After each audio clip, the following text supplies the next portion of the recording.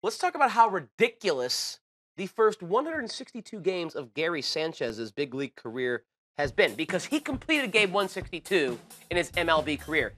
And through 162 games, Gary Sanchez has a 285 average, 50 home runs, and 125 RBI. There's only been one man in the history of the game who's hit more home runs in his first 162 than Gary Sanchez. When you compare him to the luminaries at his position, Piazza, Bench, Berra, Hoff.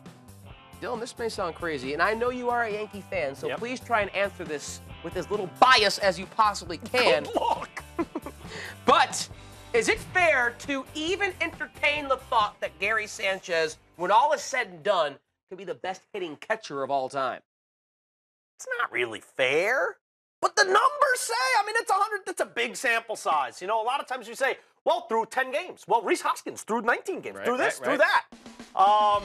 Numbers are crazy. And, you know, as crazy as Aaron Judge was at first, we've seen the huge dip. Gary Sanchez, on the other hand, has never really had that prolonged, big, crazy slump. For the most part, you don't acquire those numbers without steadily, consistently mashing.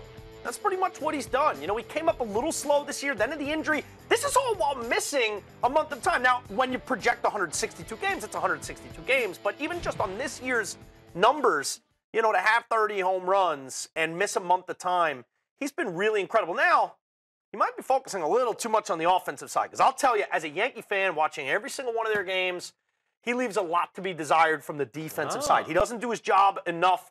Not just calling the game, but specifically blocking balls in the dirt. Way too many pass balls as far as I'm concerned. That's why Joe Girardi benched him for a little while. Then he brought him back in the lineup, and that's when he really started raking.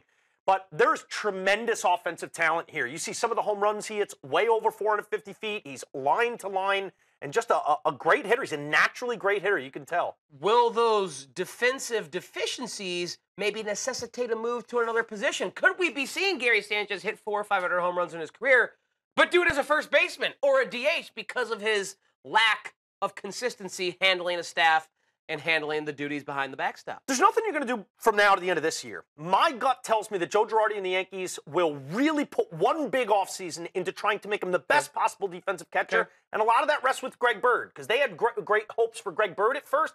If not, before time, we could see Gary move to first. I don't think we'd see him in the outfield or third, maybe DH or first, but these 162, that is really impressive stuff from a